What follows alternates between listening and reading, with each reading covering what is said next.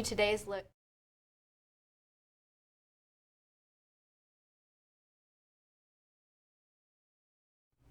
Today is the anniversary of Pearl Harbor. This date is observed across the nation in honor of all those who lost their lives serving this nation at Pearl Harbor.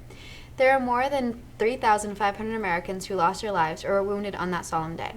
Use the hashtag Pearl Harbor Remembrance Day to post on social media and thank those who fought to keep our country safe.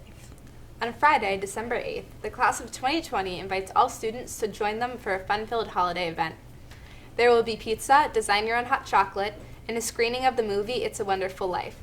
The event will be held in the auditorium at noon, immediately following the early release. It will be done in time for sports practices. Admission is $5 for all students are invited. Please join us for a great event.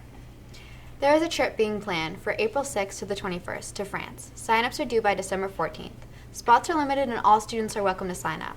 The trip will be visiting Normandy, the D-Day beaches, Mont Saint-Michel, Saint-Malo, and Rouen, and they will be spending time with French host students. You do not need to be a French student to join the exchange, as your hosts will speak English.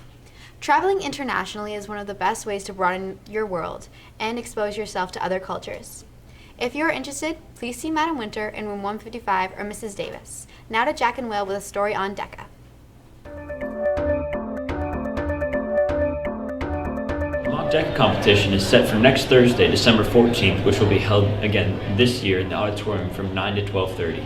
Students who are participating will report to the auditorium during the period they are scheduled to present. This is a great opportunity for students to practice for the regional competition coming up in January. Judges from a variety of companies and communities will be here to help make the day a success. A big thanks to them and the staff for supporting this important program. Let's take a look at a video about DECA.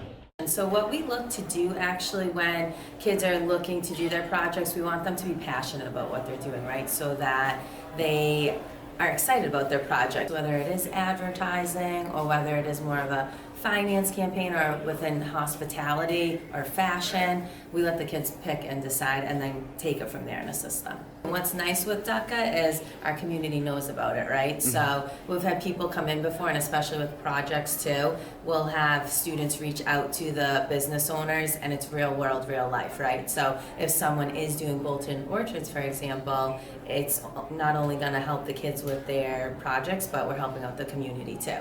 With DECA, really, we just want to promote and tell the students, it's a great way to be able to learn about business. I always tell all my students in my classes, regardless of what you go into, whether it's college or a trade, learning the business skills, there's transparency. It can be applied to anything you do. So it just really gives you, again, those real world skills to be prepared with life after Neshoba. We really did a lot of promotion with last year. Was our Best Buddies one. So the Best Buddies did food trucks, and it was a really unique idea. They came and presented. We made t-shirts. Paul and Chase are doing that this year with their food trucks. This year they're going to do roller coasters and amusement parks. So that was a really neat one. I had the opportunity to go to nationals too, so that was unique in that two of the groups there, one did a project on a women's hockey team, which is an everyday thing, and also another one was a community service project, so it was about her experience going to Africa.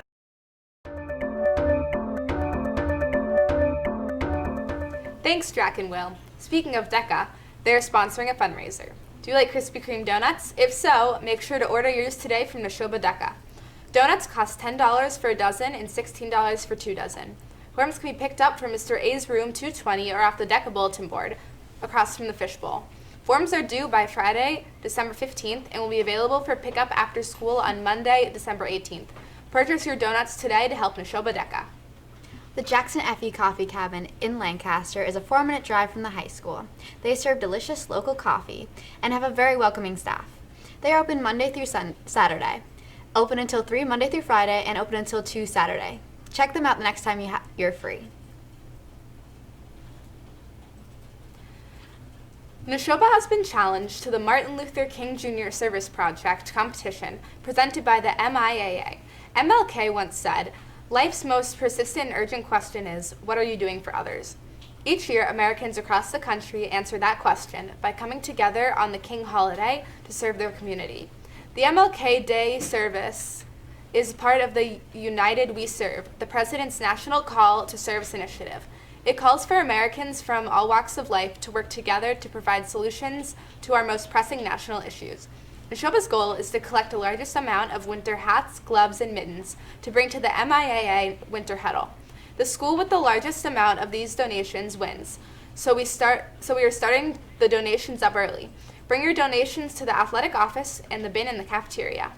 On Thursday and Friday of this past week, the honors sophomore English classes took a trip to the Pucker Gallery located on Newbury Street in Boston, after reading and studying the memoir Night by Elie Wiesel, which is about a child who survived the Holocaust. The students looked at art from war survivors. One of those artists is Samuel Bach, whose work they visited. In class, the students were shown pictures of Samuel Bach's work, but the pictures showed no justice to the real paintings. The details in the real paintings were what really pulled them off the canvas. One crowd favorite was Family, a painting full of faces. If you ever get the chance to stop by the Pucker Gallery on Newbury Street, give it a look at some fantastic artwork. Now to Grace with sports.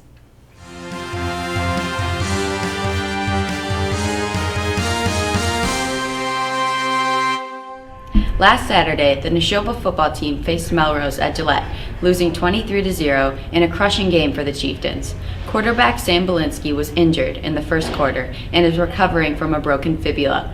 Brees Hill played quarterback for the remainder of the game, and the boys did their best to come back.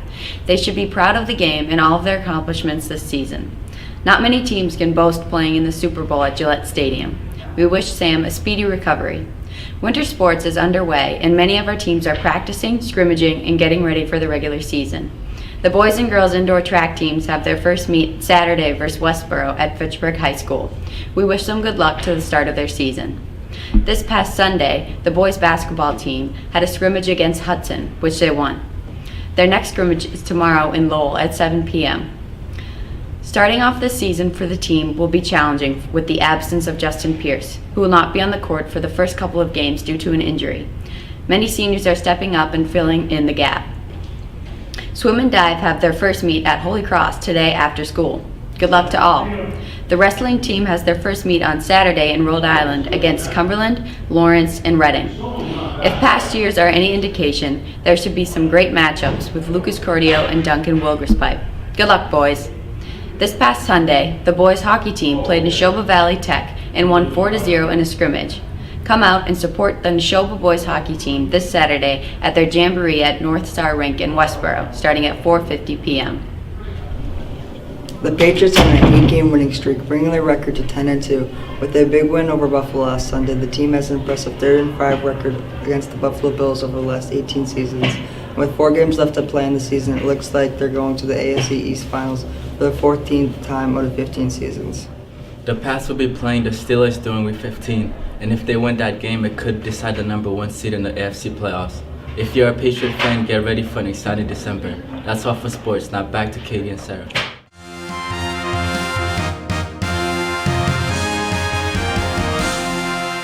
Thanks to Grace, Vinny, and LJ for that news update. Best Buddies is holding a blood drive here at the high school on Saturday, December 16th from 9 a.m. to 3 p.m. Find the link to sign up to donate blood for a great cause on the Chieftain Press Twitter account. Make sure to stop by the Media Center to create a card for a kid at Boston Children's Hospital for Ali Curran and Carolina Valenti's DECA project. The cards will be delivered just in time for the holiday season. Make a kid's day by writing an encouraging message for the holidays. And also consider making one for a 4-year-old patient named Ruby Milia, who is diagnosed with stage 4 neuroblastoma, a cancer that affects kids under 5. She has been dealing with this disease since June, and she asked for people to send her holiday cards and letters. So far, there has been cartloads of mail sent to her, and a huge response. If you want to send Ruby mail, she is staying at the Floating Hospital for Children at Tufts Medical Center in Boston. The address is on the Chieftain Press bulletin board. Each month, the Bulletin Bean has new artwork by the local community. This month, check out Randy Patterson, one of the Bulletin Bean's owners, displaying his own wood-burning art collection. Make sure to check out the new artists each month. Now to a few national stories. Michael Flynn has pled guilty to one count of lying to the FBI. He is the first White House official to cut a cooperation deal with the inquiry into possible election interference. Flynn has been charged with lying to the FBI about his conversations with Russian ambassador. It is still unclear if Trump knew about Flynn's discussions. According to the New York Times, Trump's lawyers believe that Jared Kushner was the one who ordered Flynn to have these talks with the Russian ambassador. Read more about this story on the Chieftain Press. Last Saturday, a major tax bill was passed in the Senate. Senate Republicans narrowly won the vote on the bill, which has been controversial and showed to have little support from voters.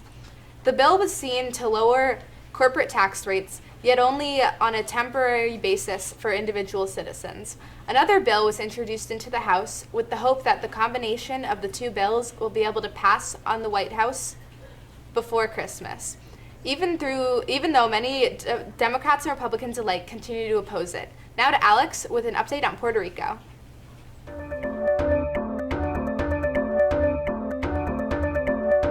A 26-person medical team from Massachusetts General Hospital left on Saturday, November 25th, and headed to Puerto Rico to help the victims of Hurricane Irma and Maria. The team is made up of 15 nurses, 4 nurse practitioners, 5 doctors, 1 physician assistant, and 1 logistics and security staffer. The team will work on the island for 16 days, where they will help with the continued disaster relief and provide medical care to those in need. Anyone who is interested in donating to support the medical team's efforts can find a link on the Chieftain Press website at www.nvoad.org/howtohelp/donate. Back to you, Katie and Sarah.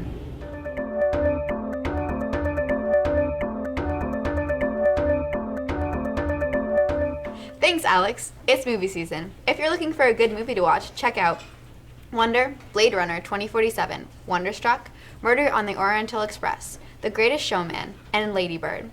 These have all been released and have great reviews. Films to look forward to in these upcoming weeks include Star Wars: The Last Jedi, starring Daisy Ridley and Mark Hamill, and it gets released on December 15th. A remake of Jumanji is getting released on December 20th, starring Jack Black and Dwayne Johnson.